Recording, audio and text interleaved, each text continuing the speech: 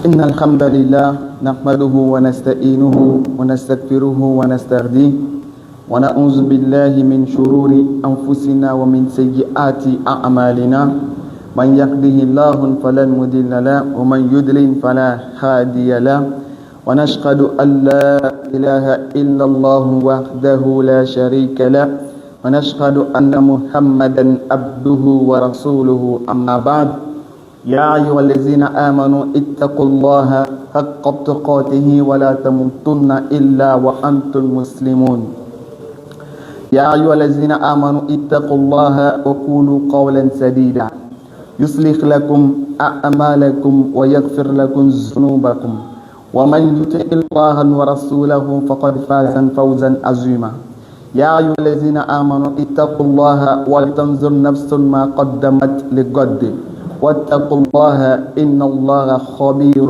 بما تعملون أما بعد السلام عليكم ورحمة الله وبركاته.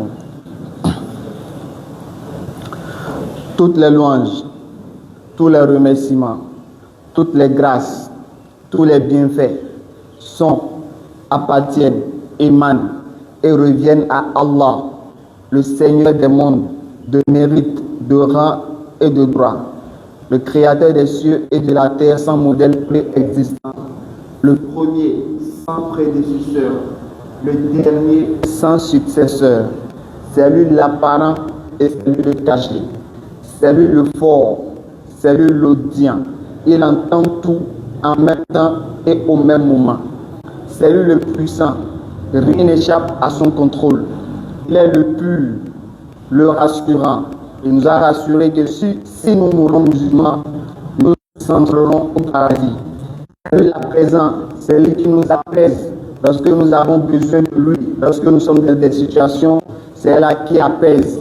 Il est le prédominant, il prédomine sur toutes les créatures et sur tout ce qu'on veut lui associer, il est au-dessus de cela. Le prédominant, le tout-puissant, le tout miséricordieux, le très miséricordieux. C'est lui le formateur, c'est lui qui donne un commencement à toute chose alors que lui-même il n'a pas de commencement.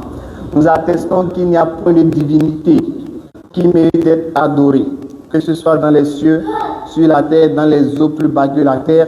Et nous attestons que Muhammad sallallahu alayhi wa sallam est bel et bien son esclave, son messager, envoyé avec la guidée Al-Qur'an et la religion de vérité Al-Islam pour la placer, la mettre au-dessus de toute autre religion en dépit de la version des associateurs. Donc cela étant, je vous adresse la meilleure des salutations, la salutation des gens du paradis, qui est Assalamu alaikum wa rahmatullahi wa barakatuh. Wa alaikum salam wa rahmatullahi wa barakatuh. Donc, alhamdulillah, nous voilà aujourd'hui devant vous, avec la permission d'Allah, le maître des circonstances, celui qui a facilité cette rencontre afin qu'on puisse échanger un peu avec nous et s'entretenir avec nos frères. On nous appelle la vie qui veut simplement dire la dawa dans la rue. La dawa veut dire quoi? Appeler les gens à l'islam. Et on le fait comment? On le fait dans les rues, dans les carrefours. Pourquoi cela? Parce que le message de l'islam est un message qui concerne toute l'humanité, sinon tout l'univers. Parce que Allah, il est le Seigneur de l'univers. Donc il faut que son message soit impacté, que son message soit connu de tout le monde. Exactement. Voilà que nous musulmans, nos imams, avec l'enseignement qu'ils nous ont donné, c'est à la mosquée, ils prêchent. Donc, nous, maintenant, à notre tour, si nos imams nous enseignent, on a la science de l'islam. Mais ceux qui ne sont pas musulmans, à quel moment ils vont écouter le message de l'islam? Est-ce que les chrétiens vont venir dans les mosquées? Non. Est-ce que les animistes vont venir dans les mosquées? Non. Donc, il faudrait alors délocaliser ce message à portée de tous. Voilà pourquoi, après avoir appris la science de nos imams, nous sortons maintenant, étant jeunes. Chaque musulman est un ambassadeur de l'islam. Où que vous soyez, vous devez transmettre le message de l'islam. Selon vos capacités et à hauteur de vos moyens. Voilà pourquoi nous avons décidé, pour apporter quelque chose à l'islam étant jeunes, nous avons décidé aussi de quitter les mosquées après avoir reçu l'enseignement des imams. Maintenant, on apporte cet enseignement à ceux qui ne sont pas musulmans. Où est-ce qu'on peut les trouver? Les carrefours, les places publiques, les lieux qui sont dédiés à la communauté ou bien à beaucoup de personnes. Donc voilà pourquoi nous avons commencé par faire cette dawa dans les rues, dans le carrefour, dans les places publiques pour que tout le monde puisse avoir le message de l'islam. Donc, cela étant, nous sommes sur les réseaux sociaux avec la permission d'Allah, toujours pour propager le message de l'islam.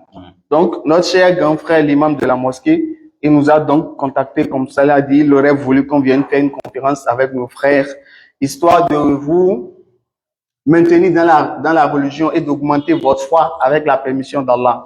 Voilà, parce qu'une chose c'est de naître musulman, mais une chose c'est de rester, de demeurer musulman.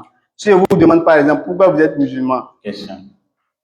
Si je demande par exemple, pourquoi vous êtes musulman? Qui peut répondre pourquoi il est musulman?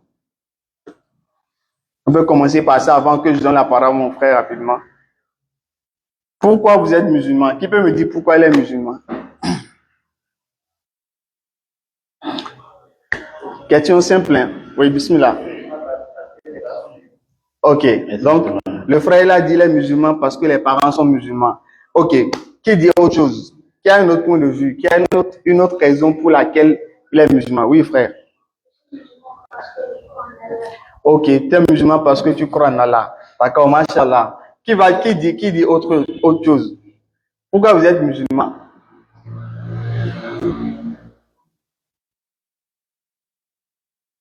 Aujourd'hui, les femmes ne veulent pas parler, quoi. Pourquoi les sœurs? Est-ce qu'il y a une sœur parmi vous aussi?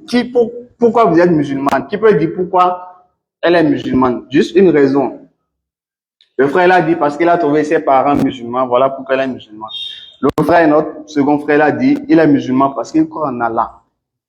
Après, pourquoi vous êtes musulmane, par exemple? Si, par exemple, un chrétien vient vous voir, ou bien une chrétienne vient vous voir, elle va dire que ma soeur musulmane, tu es musulmane, oui. Tu ne veux pas devenir chrétienne? Tu dis non. Maintenant, tu dis, bon, pourquoi tu es musulmane? Tu vas lui dire quoi? Oui, vous êtes musulmane en l'air. Oui, vous n'avez pas de raison. Parce que si vous n'avez pas de raison, je vais dire facilement, vous pouvez quitter l'islam. Hein. Mais si vous avez une raison pour laquelle vous êtes musulmane, la raison au moins est là, vous n'allez jamais quitter. Mais si vous n'avez pas de raison, vous êtes là peut-être pour la forme.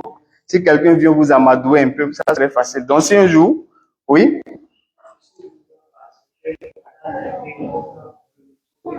D'accord, mashallah. Il a dit les musulmans parce que Allah n'a créé aucune autre religion en dehors de l'islam. Voilà, ça c'est une très bonne raison aussi. Voilà, donc oui, frère. C'est la seule religion crédible.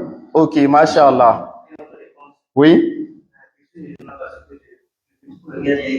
Ok, d'accord. Le but de la création, c'est de se soumettre à la volonté d'Allah. Mashallah. Tout ça, ça rentre en compte des raisons pour lesquelles nous sommes quand même musulmans. Mais la raison fondamentale, moi, si par exemple, quelqu'un me demande pourquoi je suis musulman, moi, je peux lui dire simplement, je suis musulman parce que le musulman va au paradis. Si je lui dis, je suis musulman parce que le musulman va au paradis, tout simplement. Et je vais aller au paradis, la finalité, voilà pourquoi je suis musulman. Parce que si tu dis, c'est parce que tu as trouvé ta famille, tes parents sont musulmans. Écoutez attentivement. Voilà.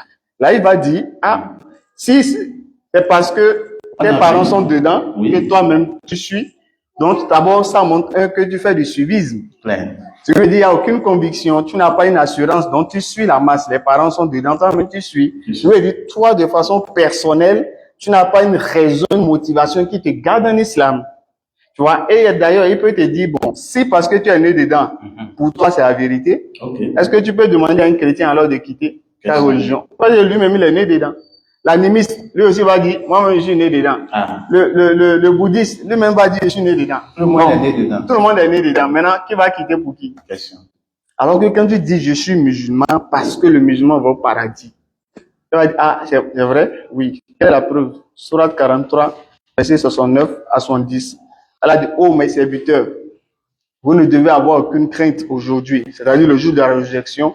Vous ne serez point affligés. Ceux qui croient en Allah et ceux qui croient en mes signes et sont musulmans, entrez au paradis, vous et vos épouses. Sourate 43, verset 69 à 70. Elle a dit, ceux qui croient en nos signes et sont musulmans, deuxième condition, entrez au paradis, vous et vos épouses. Vous y serez fêtés. 46-13. Oui. Ceux qui disent, notre Seigneur est Allah. Allons-y. Et qui ensuite se tiennent sur le droit chemin. Oui. Ils ne doivent avoir aucune crainte. Voilà. Ils ne seront point affligés. Non. Ceux-là sont les gens du paradis, ils demeureront éternellement. Voilà. Donc, vous lui dites, je suis musulman parce qu'Allah dit musulman va au paradis. S'il dit la preuve, au moins citez Surat 43, 69, 70. 70. Oui. Donc, si vous lui citez ça, il va lire musulman entrer au paradis. Je vais aller au paradis, voilà pourquoi je suis musulman. Maintenant, toi, tu lui poses la question. Bon, il faut lui poser une question maintenant. Toi, tu es chrétien, non? Pourquoi? Oui, pourquoi? S'il dit par exemple chrétien va au paradis, donne verset. Il n'y a pas. Il n'y a pas verset qui dit chrétien va au paradis. Il n'y a pas verset qui dit bouddhiste va au paradis. Non. Il n'y a pas verset qui dit animiste va au paradis. Non. Ça n'existe pas. Mais verset qui dit musulman va au paradis, ça existe et on donne le verset. Toi, tu Clair. t'étais. Toi, il n'y a plus de commentaire. Allah a parlé, tu veux dire quoi encore? Maintenant, lui qui montre la preuve pour laquelle il est chrétien, maintenant la finalité doit être le paradis. Oui. Est-ce que c'est écrit chrétien va au paradis? Non. Tu lui poses la question de te montrer le verset qui dit que chrétien va au Va paradis. au paradis. Il va pas trouver. Il ne peut pas tomber. Or, pour nous, c'est écrit. Donc voilà, pour là, maintenant, vous pouvez lui dire, on t'invite maintenant, tu lui demandes, tu vas aller au paradis. Allah dit qu'il rentre au paradis, musulman. Et tu vas aller au paradis. Donc, qu'est-ce qu'il te reste à faire? Et devenir musulman, tout simplement. Voilà, donc avec la permission d'Allah, le frère aussi il a dit qu'il est musulman parce que l'islam est la seule religion donnée, agréée, validée, cachetée, certifiée par Allah. Ça, c'est vrai. Et avec la permission d'Allah, on va essayer de prouver ça coraniquement, qui atteste que vraiment l'islam c'est une meilleure religion, et aussi avec des versets bibliques qui attestent également que ce que nous disons est vrai, que cette religion elle est belle, elle est noble, parce qu'elle provient d'un Seigneur noble. Claire. Avec la permission d'Allah, donc je vais laisser mon frère, moi je me présente, on m'appelle Faisal. Voilà, donc je suis musulman spécialisé dans l'étude des religions comparées. Alors, donc je laisse la parole à mon frère et on va continuer, Inch'Allah. At-Takbir. Allah Akram. Chers frères et sœurs, une fois encore, nous vous remercions pour votre présence. Qu'Allah Azawajal nous place cette action dans nos balances de bonne œuvre. Amen. Dites Amen. Amen. Avant tout propos, nous devons rendre gloire à Allah Azawajal qui a permis cette assise-là. Non. Et chers frères et sœurs, Non. vous devez être fiers d'être musulmans. Wallahi. Et je vous promets que après cette séance, wallahi, vous serez tous fiers d'être musulmans. Inch'Allah. Déjà, l'introduction, ce que le frère a prouvé, vraiment, il a déjà tout dit. Et déjà, nous savons tous déjà que notre Seigneur, il s'appelle Allah Azawajal. Non. Le Seigneur des mondes. Celui-là qui crée toutes choses du néant à l'existence. Non. Il est sans commencement et il n'y a pas de fin de vie. C'est Allah. Il est unique, unitaire, Non. possesseur sans second. Allah. Il est président sans gouvernement. Non. Il est roi sans ministre. Exactement. C'est lui qui crée sans cause. Non. Il crée avec le cause. Non. Il crée avec le contraire des causes. Non. Celui-là qui n'a point besoin d'un système excrémental ni de terminaison caudale. Allah. C'est-à-dire que il n'a pas besoin d'entrer dans sa création avant de régler les problèmes de ses créatures. À lui toute la puissance.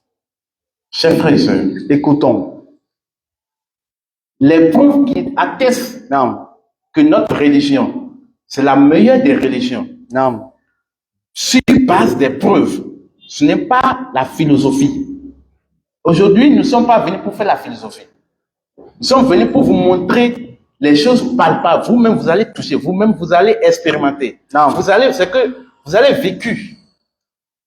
Et lorsqu'on a vécu quelque chose, on est mieux placé pour porter garant de cette chose-là. Vous allez toucher la réalité du bout des doigts. Claire. Inch'Allah. Et déjà, Allons-y. quelques preuves qui prouvent que notre religion, c'est la meilleure des religions et c'est la religion que le Créateur des cieux et de la terre, il a donnée. Non. Déjà, premièrement, on a montré ici tout à l'heure que musulmans entrent au paradis. Clair. Donc, cela sous-entend qu'on doit adorer celui-là qui nous a créés Non. afin d'avoir accédé au paradis. Maintenant, si on doit l'adorer, comment on doit adorer ce dernier? Comment on va l'adorer? Par quelle manière il faut adorer le Dieu créateur des cieux et de la terre? Allons-y. Nous, les musulmans, Oui. la première des choses, on va se dire, oui, bon, on va prier 5 fois par jour, n'est-ce pas? Ou bien? Oui. Clair, parce que le prophète Muhammad, Sallallahu alayhi wa sallam. il dit que la seule chose qui nous sépare, qui nous distingue des non-musulmans, c'est quoi? C'est la salat. C'est la salat. Non. Et c'est en même temps pour faire un crochet, pour vous faire comprendre que la salat est différente de la prière qu'on fait. Non. Parce que quand on dit quand on fait cette confusion, c'est de l'amalgame. Parce que la prière, ça englobe le fait de faire des doigts, le fait de demander des choses à Allah Azzawajal. Mais la salat, c'est un rite, c'est un mécanisme qui est totalement différent. C'est pourquoi nous disons que les autres religieux, eux, ils prient.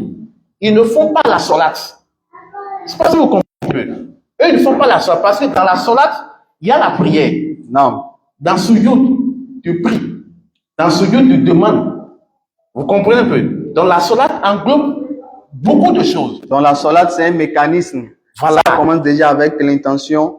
Après, on fait la purification. Voilà. Ensuite, on enlève les chaussures. Ensuite, on rentre dans la mosquée. Il y a un imam qui est là. Les hommes sont en rang, on fait les safous. Clair. Les hommes devant, les femmes derrière. Non. L'imam, il commence avec Fatiha. Il récite une sourate. Non. Ensuite, on fait inclinaison. Oui. Ensuite, on fait prosternation. Clair. Ensuite, on revient. Oui. On fait le tashahhud. Non. Ensuite, on fait salam alaikum, salam alaikum.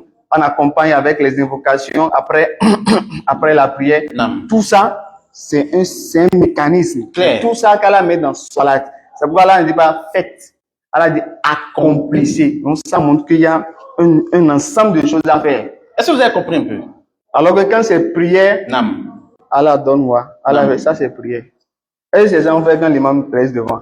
Non, mais quand on finit, Non. ce que l'imam fait là, Oui. il y a une partie qui est réservée où on fait des doua, on Clair. fait des invocations. Clair. Donc, il y a une différence entre salat Non. et prière. Clair. Mais c'est dans notre jargon de façon aberrante. On dit bon, comme Je vais faire ça, la prière. je vais faire la prière. Normalement, le terme qu'elle a utilisé, c'est salat, aqimu salat.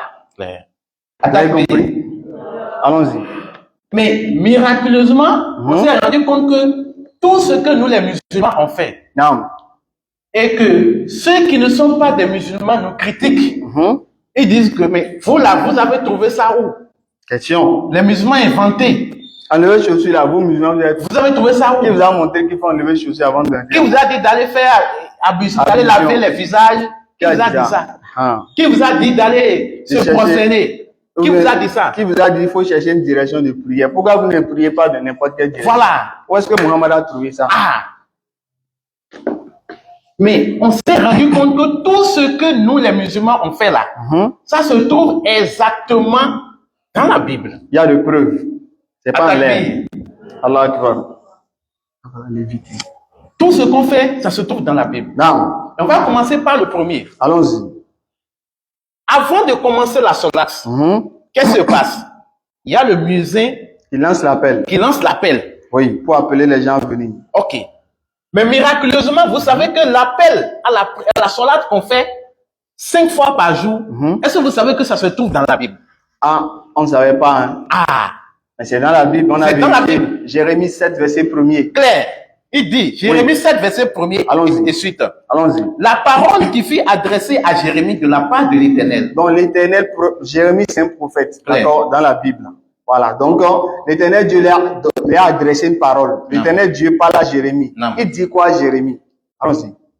De la part de l'Éternel en ces mots. Allons-y. 2 points. Oui. Place-toi à la porte de la maison de l'Éternel. La maison de l'éternel, c'est le lieu qui est dédié à l'adoration. Clair. Par exemple, la mosquée. Non. Donc en leur temps, on parlait du temple. Clair. De synagogue. Et même dans les villages là, on ne reste pas ici pour faire l'appel. On reste à la porte. C'est parce qu'il y a les micros. Voilà, pour que la voix puisse porter. Voilà, parce Vous qu'il y a les comprenez? micros maintenant. Voilà. On reste directement ici. Non. Avant, il n'y a pas de micro, même souvent quand on coupe courant, Oui. on reste à la porte pour lancer l'appel. Clair. Voilà, donc l'éternel Dieu dit à Jérémie quoi? De se mettre à la porte et de faire quoi? Place-toi à la porte de la maison de l'Éternel. Allons-y. Et là, publie cette parole. Publie cette parole, lance cet appel. Et dis, Dis, écoutez la parole de l'Éternel. écoutez cette parole. Vous tous, Oui, hommes de Juda, homme de Juda, qui entrez par ces portes vous qui allez entrer par cette porte-là pour vous prosterner pour venir vous prosterner La solat. On leur lance l'appel Nam. de rentrer par cette porte Oui. et on les invite à venir se prosterner. Qui sont ceux qui lancent l'appel pour inviter les gens à venir se prosterner? C'est qui? Question. Hayya ala salat, Nam. hayya ala al-falah. Nam. Venez à la salat, Oui. venez à la félicité. C'est un appel, mais c'est pas un appel. C'est dans la Bible, mais c'est pas dans la Bible. Qui sont ceux qui respectent ça? Quand une fois vu chrétien, il est dans la porte pour dire venez à nous. Encore que le but ici, c'est de faire quoi? S'il rentre, c'est de venir se prosterner. Mais qui sont se prosterner? Question. Ils ont fait de danser jusqu'à notre. Ah. Voilà, donc allons-y. Donc ça c'est le premier point. Allons-y. Maintenant, lorsque le musée finit l'appel à la solat, qu'est-ce qui se passe? Les fidèles s'ajournent mutuellement pour aller faire quoi? Les ablutions. Une fois que l'appel est fini, Non. on laisse au moins 10 minutes le temps que tout le monde prenne les ablutions. Clair. Après ça, abdoudou. Non. C'est ça, non? La petite ablution. Clair. Allons-y.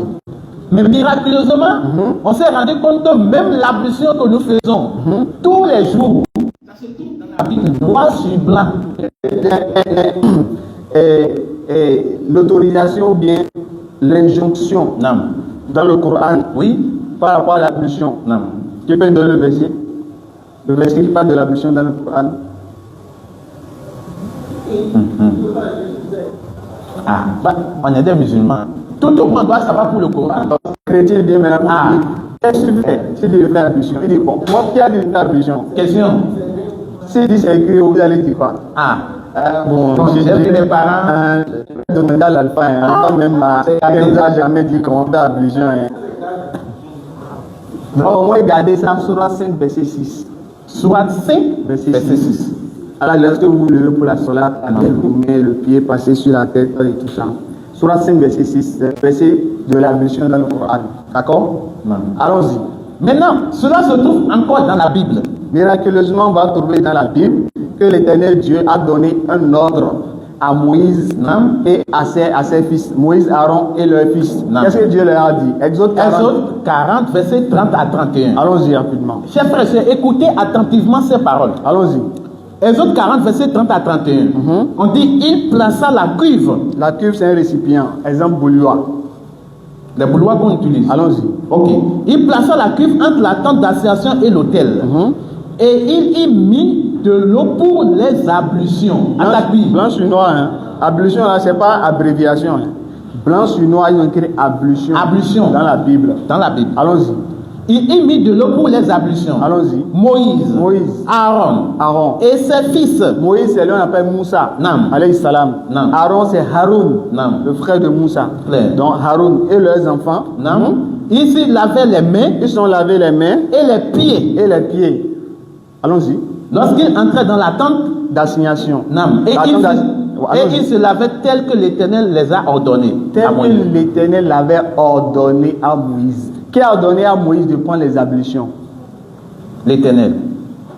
Qui a ordonné à Moïse de prendre les ablutions? Allah. C'est l'Éternel Dieu, n'est-ce pas? Non. Il a dû laver les mains et les pieds. Non. Et c'est dans la Bible, non? Oui. Qui sont ceux qui respectent ça? Question. Qui sont ceux qui respectent l'ablution, laver les mains et les pieds? Là, un chrétien musulman qui respecte ça? C'est Musulman. un musulman, non? Donc Moïse était qui? Ah. Musulman. Clair. Quand on montre ça à un chrétien, on lui dit bon, qu'est-ce que Moïse a fait? Ah. Il a fait ablution, non? Oui. Qui sont ceux qui font les ablutions? Il dit les musulmans. Donc Moïse était qui? Ah. Forcé va dire musulman, il ne peut pas dire chrétien. Il ne peut pas dire chrétien. Il ne peut Est-ce pas qu'on voit dire un peu chrétien. maintenant? Allons-y. Donc, un jour, si un chrétien se moque de vous parce que vous faites les ablutions, montrez-lui noir sur blanc dans sa Bible. Ah, il y a ablution là-bas. Voilà. Sauf si tu te moques de la parole de Dieu. C'est clair. Encore que c'est Dieu qui donne l'ordre. Ah. C'est Dieu qui a dit à Moïse, fais ça. Fais ça. Fais. L'ordre de l'Éternel, c'est amusement. Question. Celui qui respecte ce que Dieu dit là, il va au paradis, mais il va